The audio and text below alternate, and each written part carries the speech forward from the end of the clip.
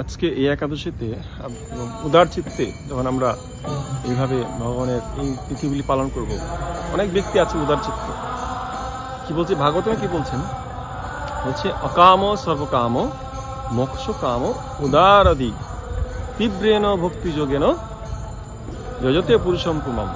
কি বলছেন? যে ব্যক্তির বুদ্ধির উদার, তিনি জড় কামনা বাসনা যুক্ত হোক অথবা জড় কামনা বাসনা মুক্ত হোক অথবা জড় জগতের বন্ধন থেকে মুক্তি লাভের প্রয়াসী হন, তিনি সর্বতভাবে পরমেশ্বর ভগবানের আরাধনা করেই একমাত্র তার কর্তব্য মনে করেন। হরি বল।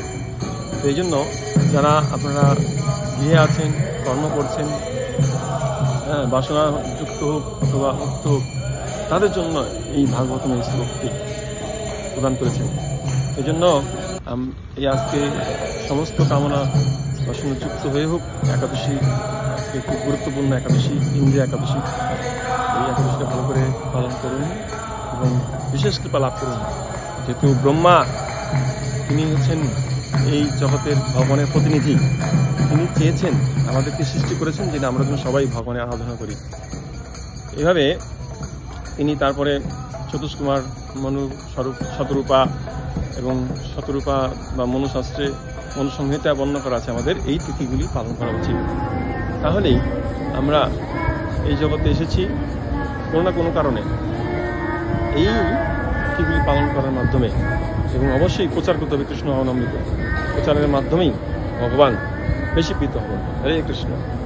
এজন্য যাদের প্রচারের ব্যবস্থা আছে অবশ্যই প্রচার করবেন এবং প্রচারের কাজে যুক্ত হবেন এবং আমাকেও বলতে পারেন।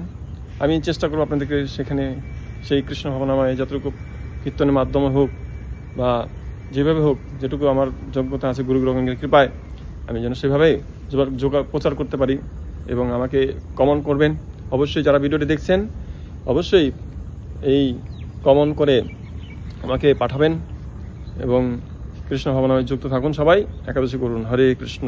এই ইন্দ্র একাদশীর অনেক সুন্দর মাহাত্ম্যপূর্ণ আছে, আমি পেজে দিয়ে দিচ্ছি। আমার আমি ইউটিউবে হোক ফেসবুকে হোক আমি দিয়ে দিচ্ছি, সেটা ভালো করে পড়ে নেবেন। হরে কৃষ্ণ। সবাইকে ধন্যবাদ।